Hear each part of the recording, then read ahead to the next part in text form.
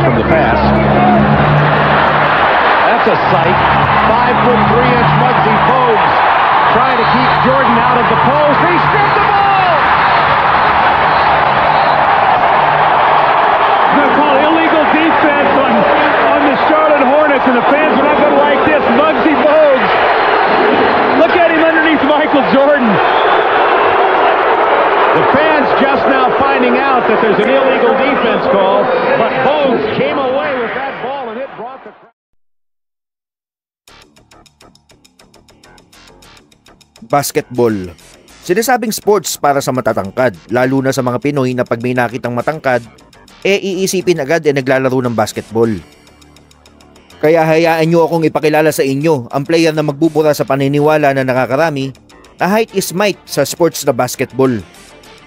Maaari ngang mas malaki pa ang average height ng Pilipino sa player na ito, pero hindi matutularan ng laki ng puso, willingness at determinasyon nito. Ito nga pala ulit si Jigger Winner TV. Tara't kilalanin natin ang 5'3" point guard at 14 years NBA veteran na si Muggsy Bogues. Tyrone Curtis Muggsy Bogues o mas kilalang Muggsy Bogues.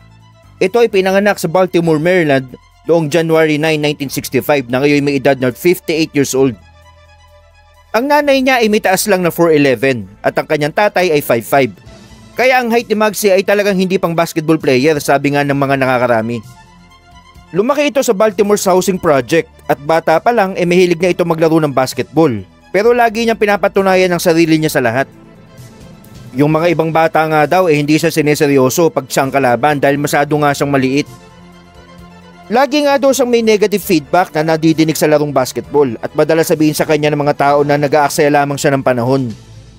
Napapaisip nga daw ang nooy batang si Muggsy dahil alam niya sa sarili niya na marunong siya maglaro.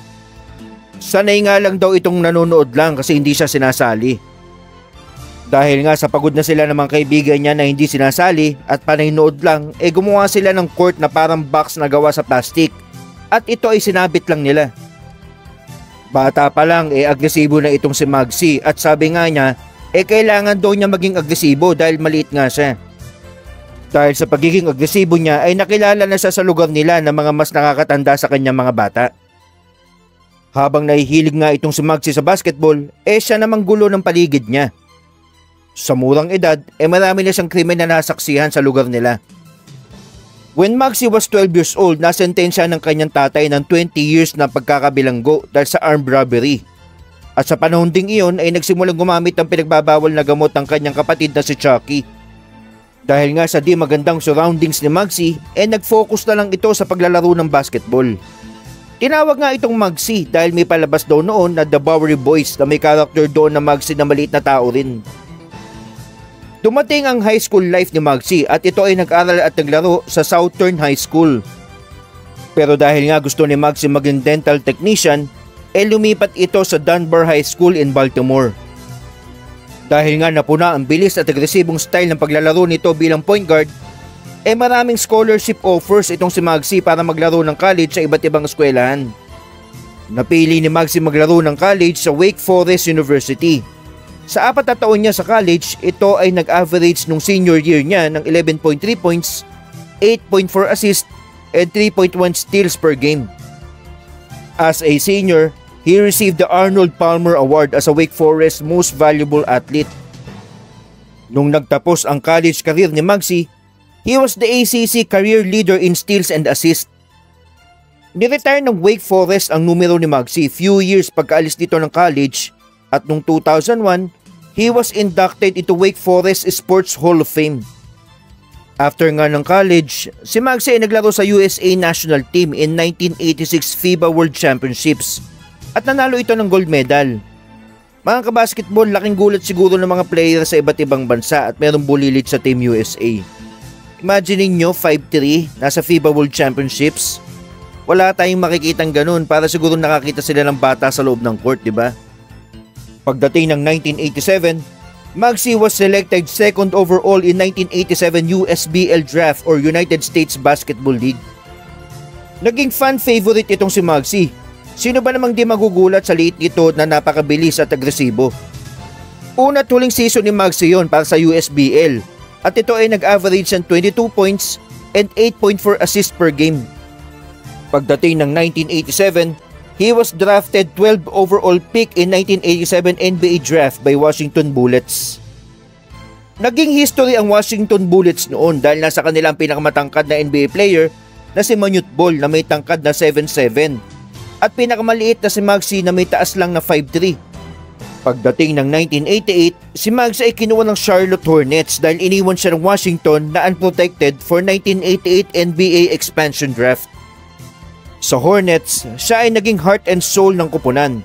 Si Muggsy ay naging muka ng Charlotte Hornets at sinamahan pa siya ng katandem niya para lumakas ang ilalim na sila Alonzo Mourning at Larry Johnson. Muggsy has always been a fan favorite. He was a regular starter pero never ito napasama sa All-Star. Pero yung charisma nito and success against the odds ang tumulong dito para maging isa sa NBA's most marketable faces in 1990s. May pagkakataon pa nga na nakaharap nito ang Chicago Bulls led by Michael Jordan. Natawag pa nga ito ni Jordan na unano sa sobrang kulit nito dumepensa. Maski sino namang manlalaro ng basketball at may makaharap kang ubod ng liit, talagang maiilang ka. Paano pa kaya kung maliit ka na, saksakan ka pa ng liksi at agresibo? Tsaka kung masisira ang laro mo. Yan ang pinaramdam ni Muggsy sa lahat ng katunggali niya. Nagtagal si Muggsy sa Hornets hanggang 1997 dahil ito ay na-trade na sa Golden State Warriors dahil sa tinamo niyang injury sa tuhod.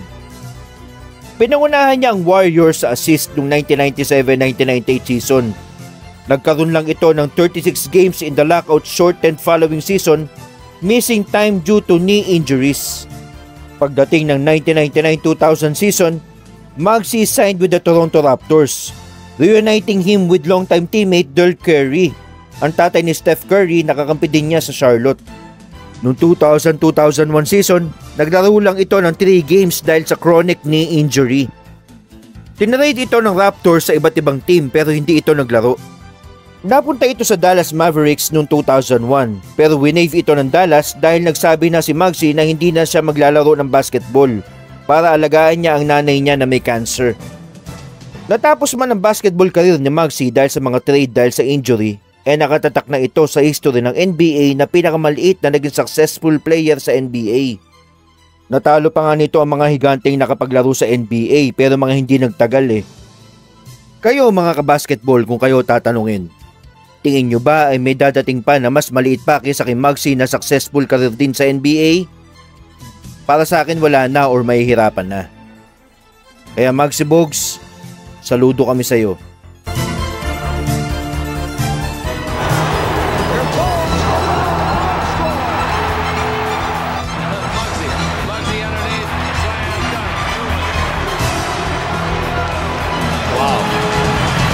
Muggsy squeezed through a little hole there. Wasn't much room. Muggsy. Where did he go? That's the drive. The coach just stripped it away. Takes it down against Paxson. Gives it back to Larry Johnson. Second left in the corner. Patrick Ewing getting on his third. And Bogues comes right back. Muggsy Bogues. 50